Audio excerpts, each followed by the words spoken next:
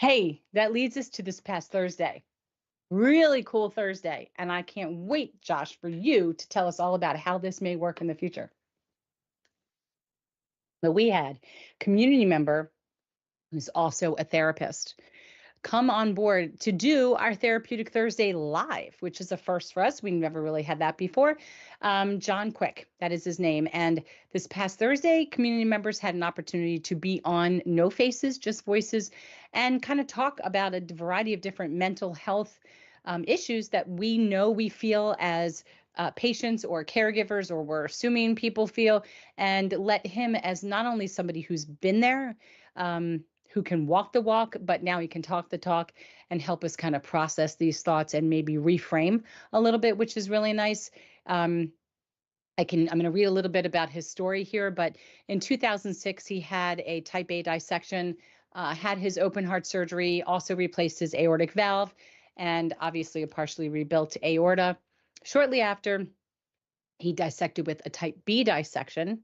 So his type A sounds like it stopped in the ascending, and then later on it dissected some more, running from the top of the arch to the bifurcation in the legs, which would be right about the area where it goes into the iliacs. The dissection right now, that B, is medically managed. So he takes blood pressure medications and he takes beta blockers. And he's also been taking anticoagulation medicine since the incident. He found this to be very profoundly life-changing, having some physical, emotional, and financial implications. For example, overnight, his income basically dropped by 70%. I think a lot of us can say that happened, especially when we went on any type of disability. He was supporting a very young family at the time. Severe illness basically caused a tsunami of issues, not just related to physical health, but and far from it, actually. But as he became stronger, he changed directions to a field he's always been interested in, that was counseling. So right now, he is a qualified cognitive behavioral therapist and hypnotherapist, registered with the GHR and GHSC in the UK. He specializes in trauma, loss, anxiety, depression, and PTSD, and just general physical rehabilitation, amongst other issues. He really feels he can help with a much more holistic approach, perhaps less medically attended life issues that accompany this condition. I'm sure we can all relate to those.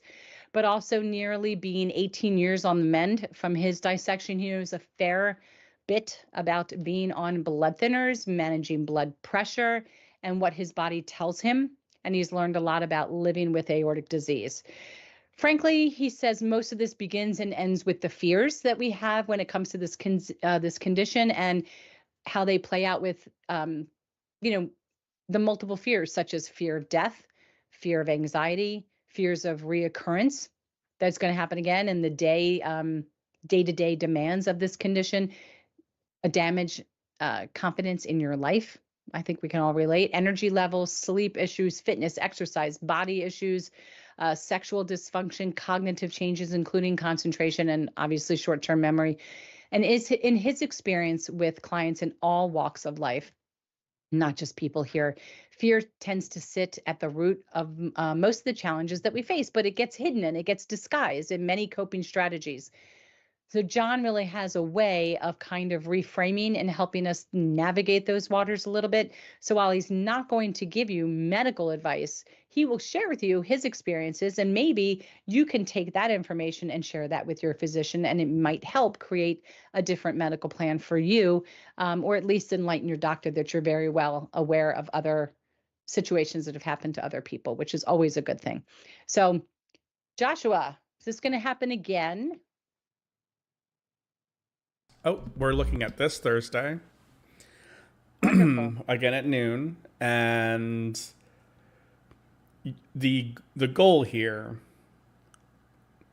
we see a gap between post dissection or post diagnosis and mental health. Mm-hmm. And whether it's an emergency surgery or it's a planned surgery, there's just no approach. It's seemingly no approach. Yeah. So we're trying to bridge that gap, but also we're compounding this with a phenomenon that we see inside of the survivor groups, where everybody is talking to each other, and it's from a patient to another patient. So although he can help with, the kind of the fog of war, should it be called, of getting your head back online, making sure you're paying attention to your stress levels and anxiety, paying attention to them, right? Voicing them. Hmm. One of the things that I've noticed inside of the support groups is when somebody expresses what their symptom of anxiety is, several other people inside of the group are like, oh, that's like me, right?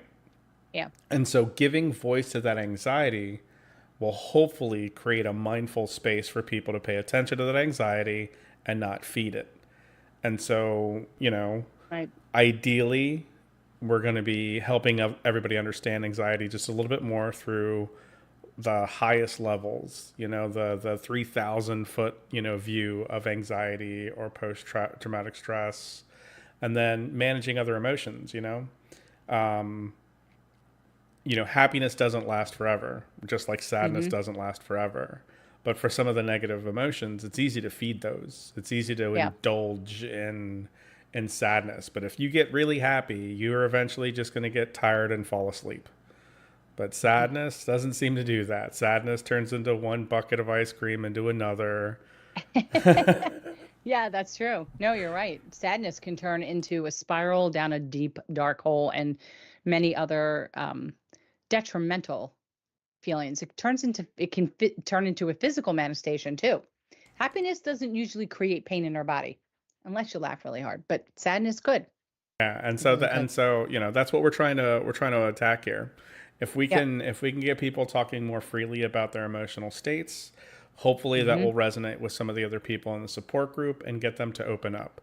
I love that. Yeah, so being heard is so powerful when it comes to therapy. Being able to voice what is happening to you can help you understand it. Hmm. It's an incredible thing. And I'll tell you one of the things from my own perspective, regardless if it's been about this disease or Crohn's disease or the death of my father, it's very hard to find the right people to talk to because a lot of people don't know what to say. So, what they will say is, oh, I know because I've been living with this for X amount of years, or I know because this happened to me. And it's not that one's trying to trump the other person. But if you tell somebody, I'm sad because, it's my parents' birthday and they died and it's, only been a couple years and someone says, "Well, I know, I lost my parent 30 years ago." Okay, in my mind, well then I'm dumb. Why did I even say anything? That's horrible. I can't imagine 30 years. Really what I want somebody to say sometimes is I can imagine. And it must be really rough today. And can I do anything? Tell me something that like what was your favorite birthday with your dad or try to get me to talk about something positive or just say I'm so sorry. It has to be very challenging. Don't trump my situation and now make it be about you. Tell me how bad you've had it. I mean, it's valid, but today is Monday. This about me. You tell me about you tomorrow on Tuesday. Schedule an appointment. That's how I feel. I feel that way in arguing. If I go to somebody and I want to say I'm not really happy about this, and then they're like, "Yeah, but you," I'm like, You have to schedule that appointment to tell me about me because right now it's what I'm sharing." And so when you're meeting in a support group, it's great to hear other people say, "Yes, I've experienced that too." It's great to have other people say, "How are you handling it? What is your doctor doing with you?" And get people to talk about it. And the more we talk about it, the more normal it just becomes. Um, because it is. It's just part of us living and you're going to live. This is your body. This is the element you live in. And I think the more you talk about it for new people, especially, the more you make this part of this is just part of what it's going to be like for you to live, then the more normal it becomes.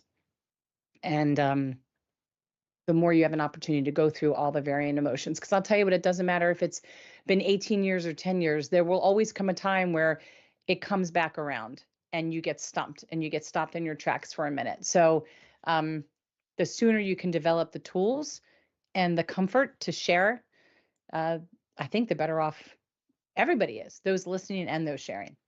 Yeah. Yeah, last week Timmy was very good about sharing about her tapping techniques. And Yeah. when you find somebody who's open about some of their, the trials that they've gone through, and then Hmm. talk about their coping mechanism, talking about Yeah.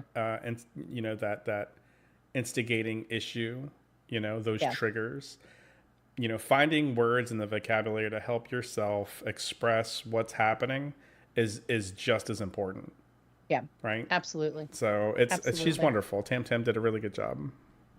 Yeah. Yeah. She really, she really enjoyed everything.